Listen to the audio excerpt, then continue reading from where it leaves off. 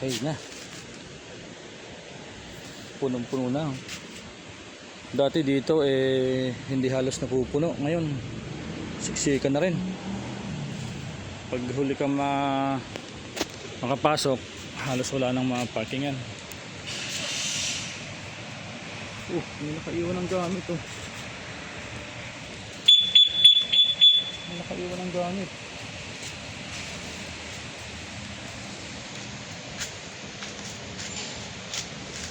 Pati susi pala. Ito pati susi niya naiwan niya dito sa kanyang motor. Ba, ito ng motor to, 150 Skygo. Ba, pwede rin pag-interesan yan. Ito kinuha ko susi niya, surrender ko dito sa concierge. Kawawa naman, baka mamaya mailabas yung motor niya. Sayang din yan, ang gamit siya pang hanap buhay.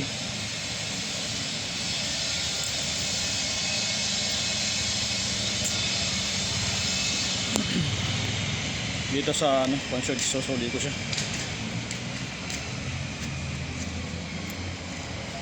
Sarado ba?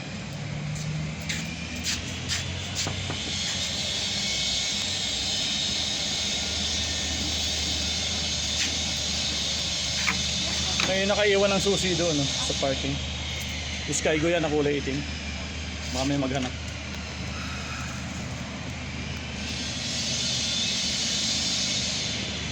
Kawawa naman, baka mamaya kailangan niya yung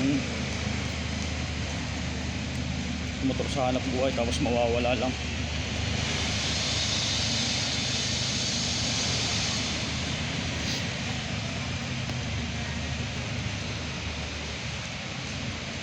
Madalas may nakakaiwan ng susi dito sa mga parking, at hindi na rin bago na mayroong nawawala ng motor. So nailalabas nila. Nung kamakailan lang, mayroon ditong nailabas na Rider 150. Hindi malaman kung bakit na ipuslit. Kasi meron silang pinapakitang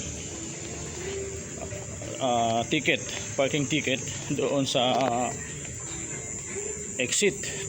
So possible yung nagbigay ng parking ticket na yon nakamotor din yon.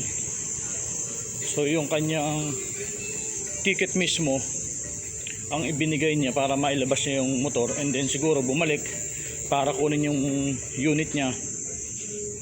So siguro nagbayad na lang siya ng 500 pesos.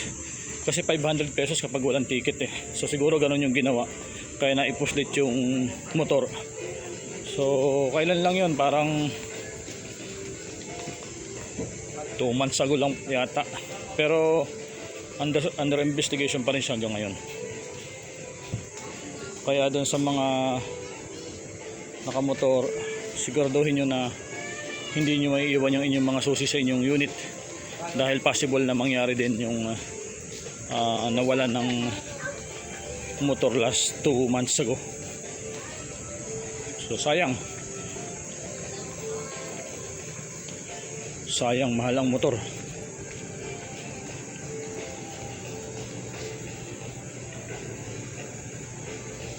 Kahit sabihin natin na hindi branded, pero pera pa rin yung kailangan para makabili ng unit, di ba?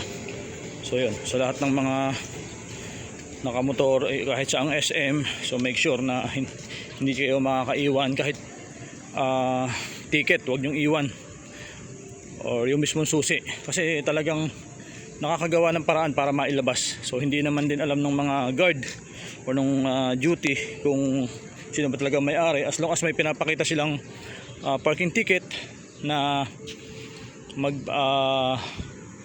makakapag-exit sa kanila.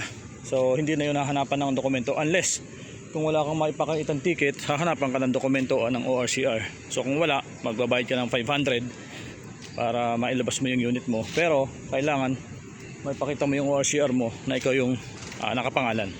So yun lang. So maging vigilant tayo mga bossing. Maging vigilant sa lahat ng bagay kasi mahirap mawala ng unit ng motor. Sayang.